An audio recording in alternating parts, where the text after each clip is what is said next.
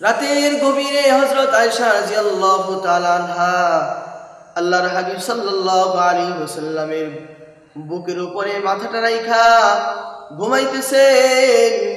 এমন সময় হযরত আয়েশা সিদ্দিকা রাদিয়াল্লাহু তাআলা আনহা আল্লাহর হাবিবকে বলতেছে, ইয়া রাসূলুল্লাহ, রাতের গভীর নিশীথে শুধু আপনি আর আমি, এখন আর কেউ নাই।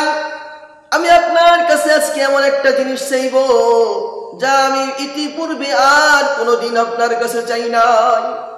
ওগো আল্লাহর হাবিব, আমি আপনার কাছে আজকে এমন এক জিনিস চাইবো যা ইতিপূর্বে আমি আর কোনোদিন আপনার কাছে চাই নাই। আল্লাহর হাবিব বললেন, ওগো আয়েশা, এমন কোন জিনিস, কি জিনিস এমন ভাবে আকুতি মিনতি করে ভালোবাসার নজর দিয়ে ভাব ভঙ্গিমা নিয়ে জিজ্ঞেস করতেছো, বলতেছো? এবার আয়েশা বললেন, ওগো আল্লাহর রাসূল, আপনি আমার জন্য আজকে এমন একটা দোয়া করেন যেই দোয়ার মতো কোনো দোয়া হয় না। আমার জন্য এমন একটা দোয়া করেন, আপনার মন থেকে, মর্জি থেকে, আপনার হৃদয় থেকে আমি আয়েশার জন্য একটু দোয়া করে দেন। আল্লাহর রাসূল বললেন, আল্লাহুম্মা গফির লি আয়েশা মা কদ্দামাত ওয়া মা আখখারাত। আল্লাহর হাবিব দোয়া করলেন, ওগো আল্লাহ, আমার আয়েশার জীবনের সব গুনাহগুলো আপনি মাফ করে দেন। মা কদ্দামাত ওয়া মা আখখারাত, পূর্বের গুনাহও মাফ করে দেন, পরবর্তী গুনাহও মাফ করে দেন, প্রকাশ্য গুনাহও মাফ করে দেন, গোপন গুনাহও মাফ করে দেন, ডানের গুনাহও মাফ করে দেন, বামের গুনাহও মাফ করে দেন। হযরত আয়েশা এই দোয়া শুনতে পেয়ে খুশিতে আটকান হয়ে আল্লাহ রাসূল সাল্লাল্লাহু আলাইহি ওয়াসাল্লামের বুকের উপরে শুয়ে পড়ছে। কারণ স্বামী তো আল্লাহ রাসূলের চোয়ালের নিচে, দাড়ির নিচে একেবারে বুকের উপরে শুয়ে পড়লেন। কোন কোন বর্ণনায় আসে রানের উপরে শুয়ে পড়লেন। আল্লাহর হাবিব বললেন, ও আয়েশা, এত খুশিতে আটকান হওয়ার কি আছে? এত খুশি কেন? হযরত আয়েশা বললেন, আজকে আপনি আমার জন্য এমন এক দোয়া করলেন যেই দোয়া আমার মনে হয় ইতিপূর্বে আর কারোর জন্য করেন নাই।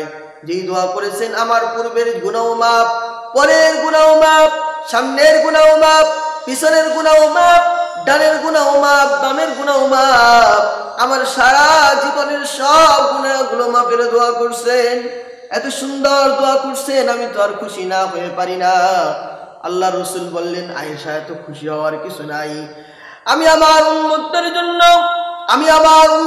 জন্য প্রতিদিন 5 ওয়াক্ত নামাজের পর আজকে তোমার জন্য দোয়া করছি একবার, আর আমি আমার উম্মতের জন্য প্রতিদিন 5 ওয়াক্ত নামাজের পর আমি আমার উম্মতদের জন্য এই দোয়া করি প্রতিদিন 5 বার সুবহানাল্লাহ। এত বড় দয়ার নবী, আর ওই নবীর উপরে দুরূদ পড়তে হবে। আপনাকে বিরিয়ানি দিতে হবে, আপনাকে খিচুড়ি দিতে হবে, আপনাকে জিলাপি দিতে হবে, তারপরে আপনি দুরূদ পড়বেন। ওই নবী আপনার আমার জন্য এমন এমন দোয়া করে গেছেন, আজকে আপনাকে জিলাপি দিতে হবে। জিলাপি ছাড়া আপনি দোয়া দুরূদ পড়বেন না রাসূলের প্রতি, এটা হতে পারে না, এটা ইনসাফ হতে পারে না। আল্লাহ রাসূলের উপরে দুরূদ পড়বেন, এটা হচ্ছে ইনসাফ। আল্লাহ তাআলা পবিত্র কালামুল্লাহ শরীফের 22 নম্বর পারার ভিতরে বলেন, ওয়া ইন্নাল্লাহা ওয়া মালাইকাতাহু ইউসাল্লুনা আলান নবী ইয়া আইয়ুহাল্লাযীনা আমানু সাল্লু আলাইহি ওয়া সাল্লিমু তাসলিমা। আল্লাহ তাআলা যে নবীর জন্য রহমত, ফেরেশতারা ওই নবীর উপরে দরুদ পড়ে, সমস্ত মাখলুকাত যে নবীর উপরে দরুদ সালাম পেশ করে, ওই নবীর উপর আপনি দরুদ পাঠ করবেন। আপনাকে জিলাপি দিতে হবে, জিলাপি ছাড়া আপনি দরুদ পড়বেন না। জুমার দিন জুমার মসজিদে দেখা যায় সালাম ফিরাইতে দেরি, মসজিদ থেকে বের হইতে দেরি করে না, রাসূলের উপরে দরুদ পড়তে রাজি নাই, নবীজির প্রতি সালাম দিতে রাজি নাই, নবীজির মুহাব্বত অন্তরের মধ্যে নাই। এটা মুমিনের বিশেষ খাসলত কোনোদিন হতে পারে না। মুমিনের বিশেষ খাসলত হবে মুমিন ইনসাফের সাথে আল্লাহর রাসূলের জন্য রাসূলের কাছে সব সময় দুরূদ ও সালাম পেশ করবে। আল্লাহর হাবিব সাল্লাল্লাহু আলাইহি ওয়াসাল্লাম বলেন, আমি নিজের উপরে, আমি মুহাম্মদ নিজের উপরে দুরূদ শরীফ পাঠ করি, আর আমি আমার উম্মতদের জন্য দোয়া চাই। এই জন্য হাদিসে পাকের মধ্যে আসছে, আল্লাহর হাবিব সরকারে দো আলম নবী মুহাম্মদ মুস্তাফা সাল্লাল্লাহু আলাইহি ওয়াসাল্লামের নিকট প্রতি শুক্রবার জুমার দিন আল্লাহর কুদরতি ফেরেশতারা রাসূলের রওজা মুবারকের সামনে গিয়ে রাসূলের কাছে সালাম পাঠায়। বাংলার জমিনের অমুক এলাকা থেকে, অমুক সিটি থেকে, অমুক শহর থেকে, অমুক পাড়া মহল্লা গ্রাম থেকে অমুকের ছেলে আব্দুল্লাহর ছেলে আব্দুর রহমান আল্লাহর হাবিবের শানে দুরূদ ও সালাম পেশ করেছে। এই দুরূদ ও সালাম আল্লাহ রাসূলের কাছে পাঠানো হয়, আর আল্লাহ রাসূল তাদের জন্য দোয়া করেন এবং তাদের এই সালামকে রাসূল গ্রহণ করে নেয়।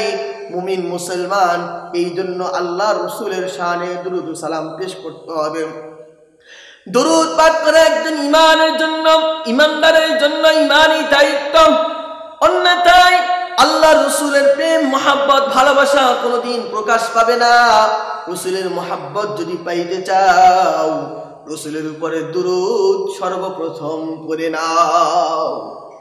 দুরূদের প্রতি ফজিলত হাদিসের মধ্যে অসংখ্য রয়েছে। দুরূদ পাঠ করলে, একবার যেই ব্যক্তি দুরূদ ও সালাম পাঠ করবে তার জীবনের 10টি গুনাহ মাফ হয়ে যাবে, সুবহানাল্লাহ। 10টি নেক লেখা হবে, সুবহানাল্লাহ।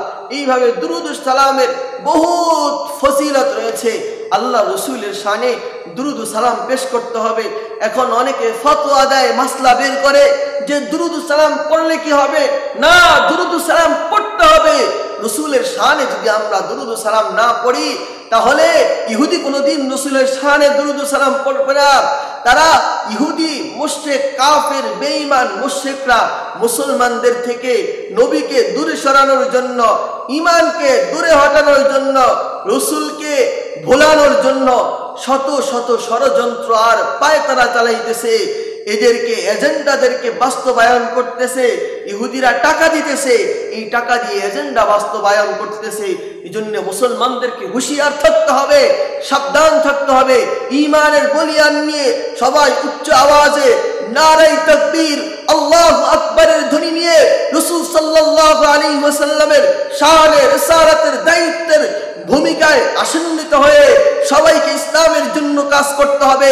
অন্যথায় এই বাংলার জমিনের মধ্যে শাহজালাল, শাহপরান, ইয়ামেন মাকদুম রাহমাতুল্লাহি আলাইহি সরমায়ের জমিনে শুয়ে আছেন কুতুবে আলম, এদের মতো হযরত আল্লাম, হযরত মাওলানা শাহ ফরিদউদ্দিন আত্তার যারা ঘুমিয়ে আছে, এদের মতো হুঙ্কার দিতে হবে। নচেত বাংলার জমিনের ভিতরে গোটা পৃথিবী থেকে রাসূলের শান, খতমে নবুয়ত, খতমে রিসালাত, রাসূল সাল্লাল্লাহু আলাইহি ওয়াসাল্লামকে ভোলানোর জন্য তারা পায়তারা চালাইতেছে। এদেরকে আখ্যায়িত করতে হবে, এদের রক্তচক্ষুকে উপড়িয়ে ফেলতে হবে। ইসলামের পতাকা, ইসলামের ছায়াতল সুশীতলের মধ্যে সবাইকে আঁকড়িয়ে নিয়ে আসতে হবে। নচেত পৃথিবীর বুকে মুসলমানদেরকে বিজয় অর্জন করা কোনোদিন সম্ভব হবে না, হবে না, হবে না। এই জন্য রাসূল সাল্লাল্লাহু আলাইহি ওয়াসাল্লামের জীবন আদর্শ সবাইকে আঁকড়িয়ে ধরতে হবে। ওয়া আখিরু দাওয়ানা আলহামদুলিল্লাহি রাব্বিল আলামিন।